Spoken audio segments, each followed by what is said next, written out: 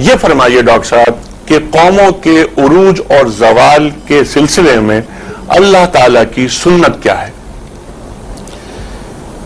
اعوذ باللہ من الشیطان الرجیم، بسم اللہ الرحمن الرحیم۔ والعصر ان الانسان لفی خسر الا الذین آمنوا وعملوا الصالحات وتواصوا بالحق وتواصوا بالصبر۔ قوموں کے عروج و زوال کا جو ابدی قانون قرآن نے بیان کیا ہے وہ تو سورۃ العصر میں ہے۔ جو قوم ایمان، عمل صالح اور حق کا اعلان، اعتراف، حق کی دعوت اور صبر کی تلقین اور صبر کو خود اختیار کرے گی وہ عروج کی طرف جائے گی، جو ان چیزوں کو چھوڑ دے گی وہ زوال کی طرف جائے گی۔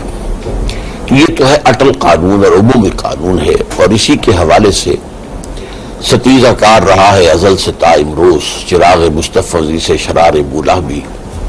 تو قرآن کا فلسفہ تاریخ یہی ہے کہ اس حوالے ہی سے اونچ نیچ ہوتی رہی۔ جہاں تک خاص طور پر امت مسلمہ کا معاملہ ہے، یہ موضوع بہت تلخ ہے، اور اس کے ضمن میں مجھے اندیشہ ہے کہ جو بات میں کہوں گا وہ بہت سے لوگوں کو پسند نہیں آئے گی۔ وہ بات کیا ہے؟ لیکن اس کے لیے میں نے ایک آسان راستہ اختیار کیا ہے کہ خوشتراں باشد کے سر دل براں گفتہ آئے در حدیث دیگراں۔ کسی اور کے حوالے سے پہلے بات کر لوں تو بات اپنے اوپر لانے میں آسانی ہو جائے گی۔ آج ہم امت مسلمہ ہیں، 1400 برس ہماری عمر ہو چکی ہے۔ ہم سے پہلے بھی ایک امت مسلمہ تھی، بنی اسرائیل۔ وہ 2000 برس تک اس مقام پر فائز رہے ہیں جن پر ہم اب 1400 برس سے فائز ہیں۔ اس کے بارے میں قرآن مجید میں 4 جگہ آیا ہے کہ تمام دنیا والوں پر ہم نے فضیلت دی۔ انی فضلتکم علی العالمین وفضلناہم علی العالمین واخترناہم علی علم۔ یہ وہ قوم ہے، لیکن اسی قوم پر عذاب کے کوڑے برسے۔ ایک عمومی عذاب آیا، ضربت علیہم الذلۃ والمسکنۃ وباؤوا بغضب من اللہ۔ کمزوری، مسکنت، کم ہمتی طاری ہوتی رہی، اور کبھی کبھی ان پر عذاب کے کوڑے جو ہیں بڑے بڑے میسیکرز اور بڑے بڑے جو ہیں قتل عام کی شکل میں ہوئے۔ یہ کیوں ہوا؟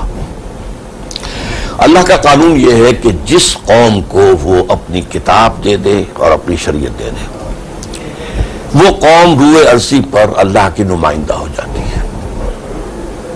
لیکن اگر وہ اپنے عمل سے مس ریپرزینٹ کرے اللہ کو، تو اللہ کی نگاہ میں کافروں سے بدتر ہوتی ہے۔ کافروں کی اصل سزا آخرت میں ہونی ہے۔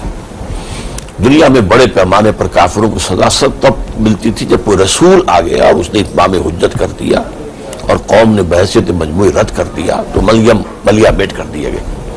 باقی اصل جو ہے دارالجزا جو ہے وہ تو آخرت ہے۔ مسلمانوں کا معاملہ یہ ہے کہ اجتماعی جو ان کی غلطیاں ہوتی ہیں اور خرابیاں ہوتی ہیں، اس دنیا میں انہیں سزا ملتی ہے۔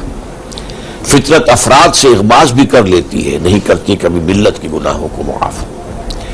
آج ہم اسی عذاب میں مبتلا ہیں، اس لیے کہ ہمارا فرض منصبی یہ قرار دیا گیا تھا، وَكَذَلِكَ جَعَلْنَاكُمْ أُمَّةً وَسَطًا لِتَكُونُوا شُهَدَاءَ عَلَى النَّاسِ وَيَكُونَ الرَّسُولُ عَلَيْكُمْ شَهِيدًا۔